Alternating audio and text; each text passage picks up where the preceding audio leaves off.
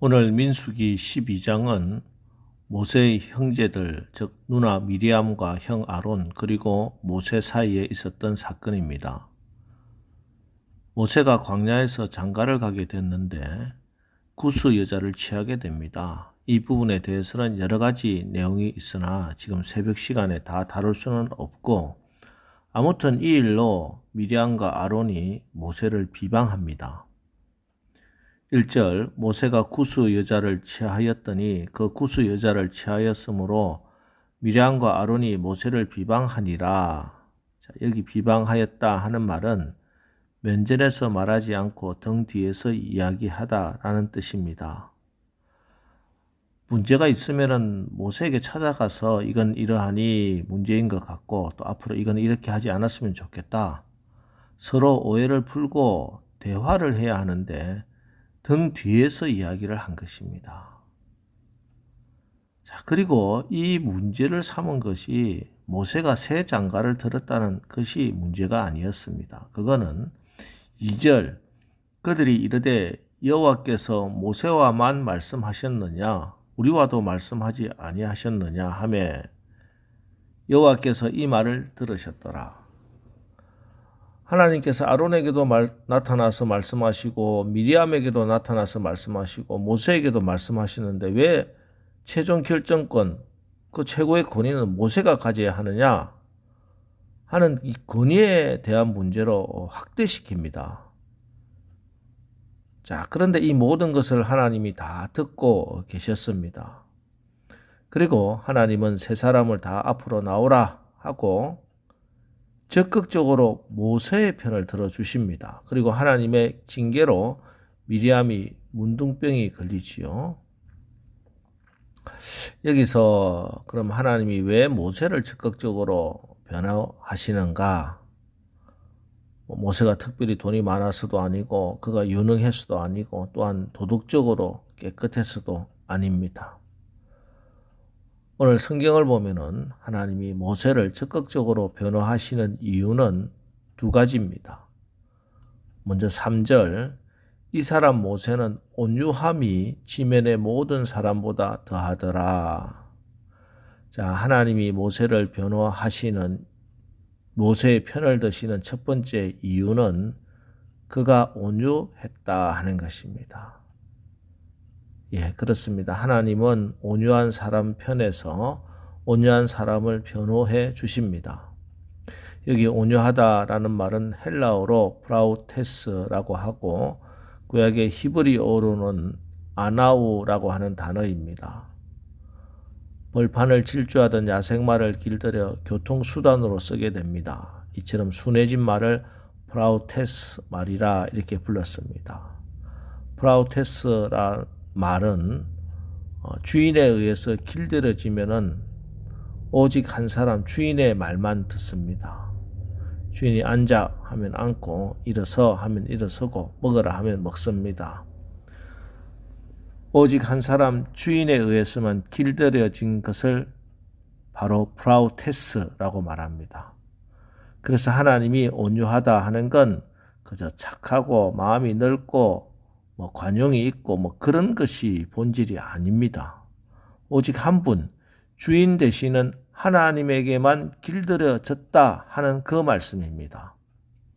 사실 모세는 인간적으로 볼 때 절대 온유한 사람이 아니지요. 사람을 죽일 만큼 욱하는 성격이 있는 사람입니다.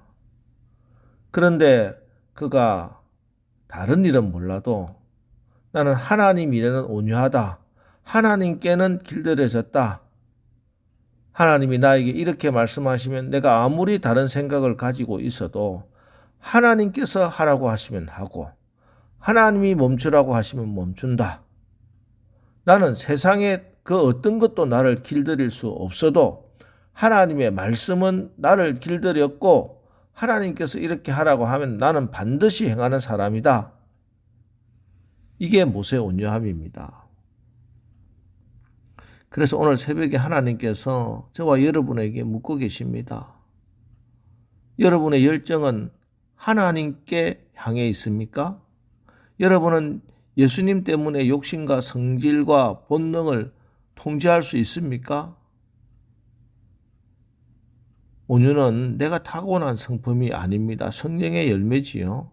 그래서 에스겔 선지자는 에스겔 36장 26절 새 영을 너희 속에 두고 새 마음을 너희에게 주되 너희 육신에서 굳은 마음을 제하고 부드러운 마음을 줄 것이며 하고 말씀합니다.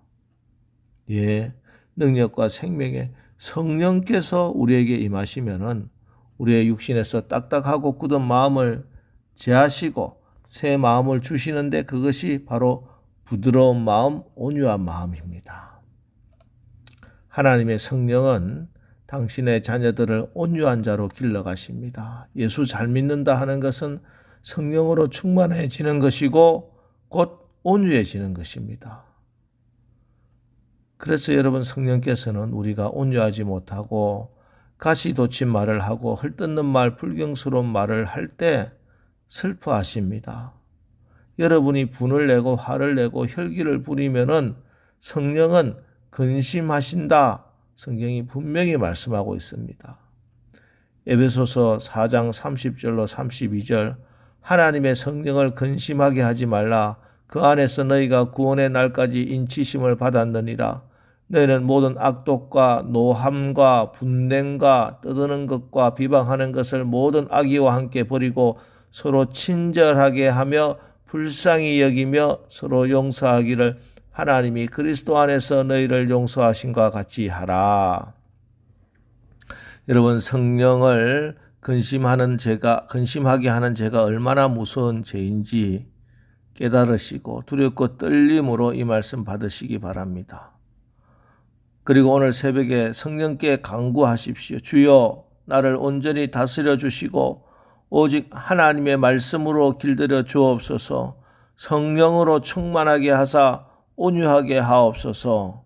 이렇게 기도하시고 응답받아 오늘도 하나님이 여러분 편이 되어 주시고 하나님이 여러분을 변호해 주시는 그런 멋진 하루 사시기를 축원합니다. 자, 다음으로 하나님이 적극적으로 모세의 편이 되어 주시고 모세를 변호한 이유는 7절에 나옵니다. 7절 내 종 모세와는 그렇지 아니하니 그는 내 온 집에 충성함이라.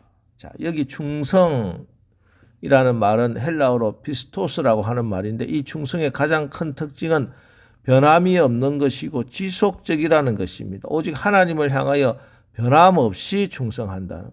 하나님을 향하여 지속적으로 성실한 것. 이게 충성입니다. 우리가 은혜 받았을 때 순간적으로 하나님 사랑하고 감사하고 헌신하죠. 그런데 모세는 이게 순간적인 게 아닙니다. 일시적인 게 아닙니다. 변함없이 충성하고 지속적으로 끝까지 하나님 앞에 성실했습니다. 하나님은 이 충성됨을 귀하게 보신 것이죠. 우리 주님은 십자가에서 죽기까지 충성하셨습니다. 끝까지 십자가에 매달려 계셨습니다. 이것이 충성입니다.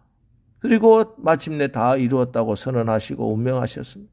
무엇을 다 이루었습니까? 예, 하나님의 말씀, 하나님의 예언의 말씀을 다 이룬 겁니다. 그래서 어떤 분이 한자를 풀어서 충성이라는 말을 마음의 중심에서 하나님의 음성을 듣고 그것을 이루는 것이다. 즉 하나님의 음성을 듣고 그것에 순종하는 것이다. 예수님처럼 하나님의 말씀에 순종하는 것이 충성이다. 예수님처럼 하나님의 말씀을 이루는 것이 충성이다. 이렇게 해석하는 것을 본 적이 있는데 참 맞는 해석입니다. 자, 오늘 하나님은 모세를 변호하시는데 모세의 온유함과 모세의 충성됨 이 두 가지 보시고 그의 편에 서서 적극적으로 그를 감싸고 편드시고 변호해 주십니다. 여러분 우리도 하나님 앞에 온유하고 우리가 하나님 앞에 충성되면은 하나님이 내 입장 되어서 나를 변호해 주실 겁니다. 여러분 우리가 사람들과 싸울 필요 없어요.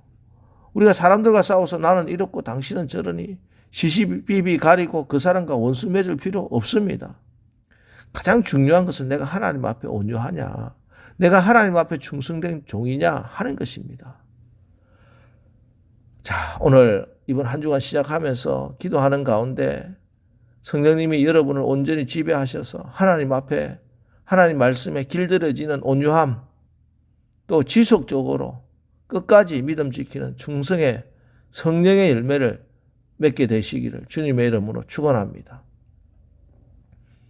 기도하겠습니다. 하나님, 우리가 시기심과 교만함으로 하나님의 권위에 도전하고 사람을 비방하는 마귀의 도구가 되지 않도록 늘 우리의 마음과 생각을 지켜 주옵소서.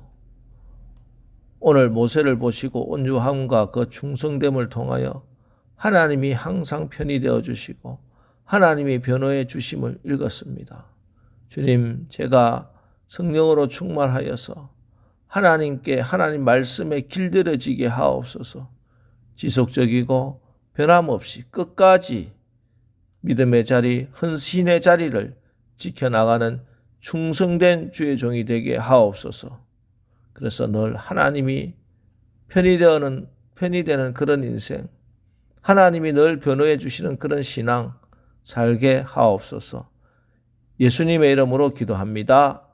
아멘. 자, 이제 오늘 하루도 우리가 성령으로 충만하여 온유와 충성의 성령의 열매를 맺고 하나님이 나의 편이 되어 주시고 나를 변호해 주시는 그런 하루, 그런 한 주간 살게 하옵소서. 오늘 말씀을 기억하면서 우리 기도하고 나가겠습니다. 우리 기도하겠습니다.